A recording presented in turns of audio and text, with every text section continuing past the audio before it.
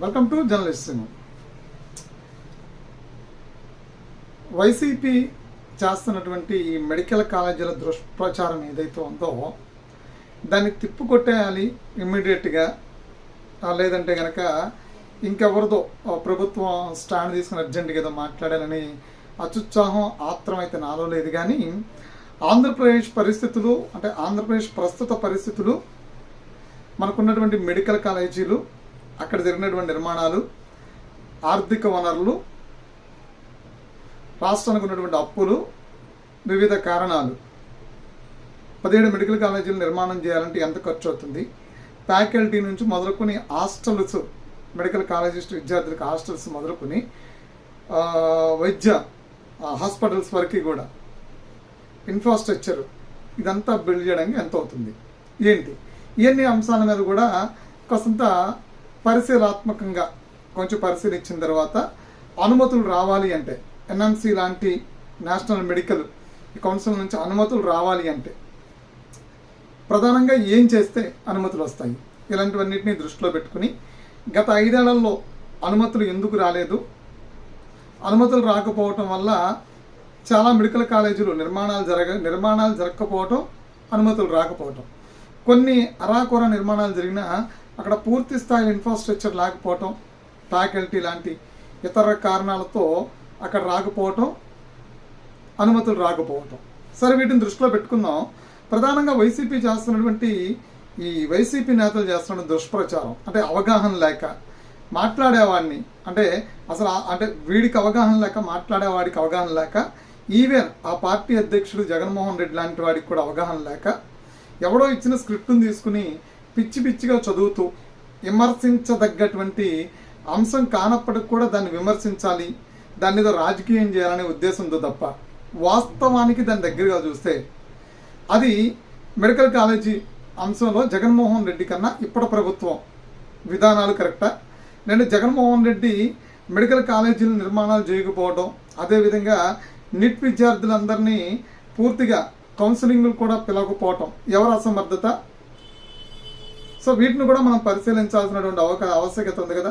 గత 5 ఏళ్లలో జగన్మోహన్ రెడ్డి మెడికల్ కాలేజీలు పూర్తి చేసి వాటిని ప్రారంభించి అక్కడ మెడికల్ విద్య అభ్యసిస్తూ ఉంటే నిట్ రాసినటువంటి విద్యార్థులందరూ కూడా క్యూ కట్టి ఆ మెడికల్ కాలేజీలో ప్రభుత్వం వాళ్ళకు ఉచితంగా సీట్లు ఇచ్చుంటే, ఈరోజు కొత్త విధానాలని ఇప్పటి ప్రభుత్వం తీసుకుని ఉంటే 100% దాన్ని తప్పు అంటాం. ప్రచారం తప్ప మెడికల్ కాలేజీల నిర్మాణం పూర్తి కాలేదనేది వాస్తవం. ప్రచారం తప్ప నిట్ రాసినటువంటి అభ్యర్థుల్ని కౌన్సిలింగ్ పిలవకపోవటం, వాళ్ళని క్లాసులు అంటే వాళ్ళకి సీట్లు ఇవ్వకపోవటం గత ప్రభుత్వం వైఫల్యం. ఎన్ఎంసి లాంటి అనుమతులు కూడా రాకపోవటం కారణం వైసీపీ యొక్క వైఫల్యం, అసమర్థత, ఆ ప్రభుత్వం అసమర్థత. వాటిని అన్నింటినీ కూడా దృష్టిలో పెట్టుకుని ఇప్పుడు ప్రభుత్వం తీసుకున్నటువంటి నిర్ణయాల్ని మనం వ్యతిరేకిస్తామా, సమర్థిస్తామా అని మాట్లాడాల్సింది. అంటే రాజకీయం చేస్తే అయిపోతుందా, రాజకీయ కోణంలో మాట్లాడితే అయిపోతుందా? విధి విధానాలు వాస్తవాలకి తావులేదా? విధి విధానాలు వాస్తవాలు పాలసీలు మాట్లాడరా? ఎవడో నాలాంటి వాడు ఒకడు మాట్లాడితే వెంటనే వాడి మీద బూతులతో నోరేసి పడిపోతే అయిపోతుంది అనుకుంటున్నారా? ప్రభుత్వం చెప్పింది ఏంటి? P4 విధానం, అంటే భాగ్యస్వామ్యం, ప్రైవేటు పబ్లిక్ ప్రభుత్వం, PPP. అంటే ఇందులో తీసుకొచ్చి P4 విధానంలో తీసుకొస్తే, మనం PPP విధానాన్ని తీసుకొస్తే కనుక ప్రైవేటు భాగస్వామ్యం అంతే. ప్రైవేటీకరణ అని చెప్పలేదే, పూర్తి స్థాయి ప్రైవేటీకరణ అని చెప్పలేదే. మెడికల్ విద్య కోసం లక్షలాది రూపాయలు ఖర్చు పెట్టేటువంటి పేద మధ్యతరగతి విద్యార్థులు ఎక్కడికి వెళ్ళి చదువుకుంటారు? ఇక్కడ మెడికల్ కాలేజీలు పూర్తి కాకపోతే ఎక్కడికి వెళ్ళి చదువుకుంటారు? మెడికల్ విద్యను అభ్యసించాలనుకున్న వాళ్ళు ఉన్న కాలేజీల్లో సీట్లు లేవు. అంటే ఉన్న వాళ్ళది పూర్తిగా మెడికల్ పూర్తయిన దాకా, అంటే వాళ్ళ ఎడ్యుకేషన్ పూర్తయిన దాకా కూడా మిగతా వాళ్ళు వెయిట్ చేయాలా?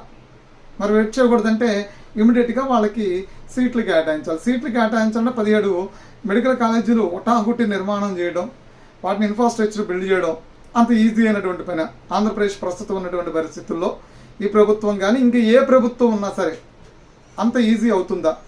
కాదు. కాబట్టి ఈ P4 విధానంలో ప్రభుత్వం భాగస్వామ్యం చేస్తుంది, ప్రైవేటీకరణ చేయడం కాదు. ప్రైవేటు వాడు ఇప్పటివరకు మెడికల్ కాలేజీలు పెట్టి లక్షల ఫీజులు దోచుకుంటూ ఉంటే ఇప్పటివరకు ఇప్పుడు మాట్లాడలే. ప్రైవేటీ భాగస్వామ్యం చేస్తాను అనగానే రాజకీయ గోడంలో మాట్లాడుతున్నారు. మరి ప్రైవేట్ కాలేజీలు ఉన్నాయి, మెడికల్ కాలేజీలు, ప్రైవేట్ కాలేజీలు, పెద్ద పెద్ద యూనివర్సిటీలు ఉన్నాయి. మరి వాడు దోచుకుంటుంటే ఎవరు మాట్లాడండి. ప్రభుత్వం ఏమో ప్రైవేటీ భాగస్వామ్యం చేద్దాము అనగానే నడపలేనప్పుడు ఎందుకు అంటారు. ప్రభుత్వం నిర్ణయాన్ని మనం అంటే వాడిచ్చే డబ్బులతో, ప్రైవేటు వాడిచ్చే డబ్బులు పెట్టుబడితో కాలేజీ నిర్మాణం జరిగి మన పేద మధ్యతరగతి పిల్లలకు కూడా సీట్లు వస్తాయి, చదువుకుంటారని ఆశపడి ప్రభుత్వం తీసుకున్న నిర్ణయం సమర్థనీయమే అని చెప్పినటువంటి వాడి మీద బూతులతో విరుచుకుపడుతూ ఉంటారు. ప్రైవేటీకరణ చేయడం వేరు. ప్రైవేటీకరణ అంటే పూర్తిగా ప్రభుత్వం అండర్టేకింగ్ నుంచి వెళ్ళిపోవటం. కానీ ఇక్కడ ప్రైవేటీకరణ చేయట్లేదు, ప్రైవేటు వ్యక్తులను భాగస్వామ్యం చేస్తున్నారు. అంటే భూమి మనం ఇస్తాము, కాలేజీల అనుమతులు మనం తెచ్చాము, కాలేజీ నిర్మాణాలు వాళ్ళు చేస్తారు, ఫ్యాకల్టీని వాళ్ళు చేస్తారు, హాస్టల్స్ వాళ్ళు కడతారు, హాస్పిటల్ వాళ్ళు కడతారు, ఇవన్నీ వాళ్ళు కడతారు. ఫీజు వీళ్ళు అంటే మన కోటా రిజర్వేషన్ ఏదైతే ఉందో, మన రేషన్ ఏదైతే ఉందో దాని ప్రకారం ఫీజులు కడతారు. తర్వాత వాళ్ళ కోటా ఉంటుంది, వాళ్ళ రేషన్ ఏదైతే ఉందో ఆల్ ఇండియా రేషన్ కావచ్చు, ఆల్ ఇండియా కోటా కావచ్చు, ఎన్ఆర్ఐ కోటా కావచ్చు, లేదు అంటే కనుక ఈ మేనేజ్మెంట్ కోటా కావచ్చు. ఇప్పుడు జగన్మోహన్ రెడ్డి సెల్ఫ్ ఫైనాన్స్ విధానం అని చెప్పని తీసుకొచ్చినప్పుడు విమర్శించిన వాడు సెల్ఫ్ ఫైనాన్స్ విధానంలో దానికి అదే డబ్బులు సంపాదించుకున్నాను చెప్పడానికి ఇప్పుడు ప్రైవేటీకరణ పీపీపీకి పెద్ద తేడా ఏముందనేది కూడా అర్థం కావట్లా. ఈ రాజకీయ ఉదండులకి, ఈ మేధావులకి చిన్న లాజిక్లు కూడా మర్చిపోతున్నారో లేదు అంటే కనుక దీన్ని ఒక చెప్పగా ఒక పెద్ద అబద్ధాన్ని ప్రజలకి చెప్పాలని ప్రయత్నం చేస్తున్నారో. సెల్ఫ్ ఫైనాన్స్ విధానానికి పీపీపీకి ఏంటి తేడా? ఏమీ లేదు. వాళ్ళే ఇక్కడ ఎన్ఆర్ఐలకి సీట్లు ఇస్తారు, ఇక్కడ ఉన్న వాళ్ళండి 12 లక్షల మేనేజ్మెంట్ కోటాలు అమ్ముకుంటారు, మిగిలినటువంటి 15,000 ఫీజుతో ఇచ్చినటువంటి ఏదైతే మన రేషన్ ఏదైతే ఉంటుందో, కోటా ఏదైతే ఉందో ఆ కోటా ప్రకారం సీట్లు ఇస్తారు, 15,000 ఫీజు కడతారు, పేద మధ్య తరగతి వాళ్ళు చదువుకుంటారు. సో సెల్ఫ్ ఫైనాన్స్ విధానంలో వాడిచ్చే డబ్బులతోనే కదా ఈ డెవలప్ చేద్దామన్నారు. సెల్ఫ్ ఫైనాన్స్ విధానం అంటే దానికి అదే డబ్బులు సంపాదించుకోవాలని కదా. మరి పీపీపీ అంటే కూడా అదే కదా. పీపీపీ అంటే ఏది? ఆ పెట్టుబడి పెట్టిన వాడే దాన్ని బతికించాలి, దాన్ని పోషించాలి. ప్రభుత్వానికి ఆ స్తోమత లేనప్పుడు ఎందుకు అంటారు. కరెక్టే, ప్రభుత్వానికి ఆ స్తోమత లేదు అనేది చాలా క్లియర్గా అర్థమవుతుంది. ఎందుకంటే గత 5 సంవత్సరాల్లో చేసిన డప్పులు, బట్టలను నొక్కితే సంక్షేమ పథకాలు ఇస్తే సరిపోదు. బట్టలు నొక్కే ముందు, సంక్షేమ పథకాలు ఇచ్చే ముందు, అనర్హులకు కూడా సంక్షేమ పథకాలు ఇచ్చే ముందే రాష్ట్రం అప్పులు పాలైతే భవిష్యత్తులో ఏం చేయలేము, కనీసం రోడ్లు పోయలేము, గ్రామీణ ప్రాంతాల్లో కనీసం మంచి మౌలిక సదుపాయాలు కల్పించలేము అనేది కూడా గుర్తెరగాలి. అట్లీస్ట్ రోడ్లు కూడా పోయలేనటువంటి ప్రభుత్వం గత 5 ఏళ్లలో మనం చూసాం. సంక్షేమ పథకాలు ఇస్తే బటన్లు నొక్కితే అభివృద్ధి అవ్వదు, సంక్షేమ పథకాలు ఇచ్చి బటన్లు నొక్కితే మెడికల్ కాలేజీలు రావు. సో సెల్ఫ్ ఫైనాన్స్ విధానం అంటే ఏంటి? దాని ద్వారా అదే డబ్బులు సంపాదించుకోవాలి. భూమి ఇచ్చి కట్టి ఇస్తే దాని ద్వారా అదే డబ్బులు సంపాదించుకోవాలి, అది సెల్ఫ్ ఫైనాన్స్ విధానం. సో పీపీపీ విధానం ఏంటి? ప్రైవేటు భాగస్వామ్యం చేస్తే దాని ద్వారా అదే సంపాదించుకోవాలి. ఇక్కడ మారింది ఏంటి? సెల్ఫ్ ఫైనాన్స్ విధానంలో మీరు 40% ఇస్తే వీళ్ళు 50% ఇస్తా అన్నారు. అంటే దాదాపు 10 కాలేజీలు కడితే ఒక కాలేజీకి వచ్చి 150 సీట్లు లెక్కేసిన 50 మంది, 150 నుండి 75 మంది, అంటే దాదాపు 430 సీట్లు ఇంచుమించుగా 10 కాలేజీల మీద 430 సీట్లు అదనం అవుతాయి. అంటే జగన్మోహన్ రెడ్డి కన్నా బెటర్ ఆప్షనే కదా. సో ఏదైనా మాట్లాడే ముందు ఈ సెల్ఫ్ ఫైనాన్స్, అదేవిధంగా పీపీపీ ప్రభుత్వం మొయలేనప్పుడు ఎందుకు, ప్రభుత్వం కట్టదా, ప్రభుత్వం చదివించదా? ఎగ్జాక్ట్గా ప్రైవేటు మెడికల్ కాలేజీలు కాదు, ప్రభుత్వ మెడికల్ కాలేజీలు ప్రభుత్వమే కట్టాలి, ప్రభుత్వమే పోషించాలి, ప్రభుత్వమే చేయాలి. కానీ దానిలో విధానాలు, మార్పులు జగన్మోహన్ రెడ్డి సెల్ఫ్ ఫైనాన్స్ తీసుకొచ్చినప్పుడు ప్రశ్నించిన వాడు, ఆహా ఓహో అన్నవాడు ఈరోజు పీపీపీ అనగానే రాజకీయ కోణంలో మాట్లాడడం అనేది అర్ధరహితం, హేయం. అది గుర్తెరిగి మాట్లాడాలి. ఏది జరిగినా అంతిమంగా పేదవాడికి, మధ్యతరగతి వాడికి న్యాయం జరగాలి. మెడికల్ విద్యను అభ్యసించాలి. ఒక డాక్టరు రావాలి, పేద కుటుంబాల నుంచి ఒక డాక్టర్ రావాలి.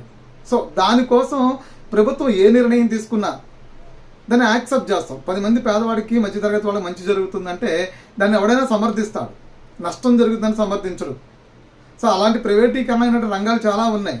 ప్రభుత్వంలో తీసుకొచ్చి పెట్టిన ప్రైవేటీకరణ తర్వాత ప్రభుత్వంలో తీసుకొచ్చి కొన్ని రంగాల్ని ప్రభుత్వంలో విలీనం చేశారు. దాని ద్వారా ఏమైనా ఆదాయాన్ని సమకూర్చిందా ప్రభుత్వం? అప్పుడు ప్రభుత్వం లేదు కదా.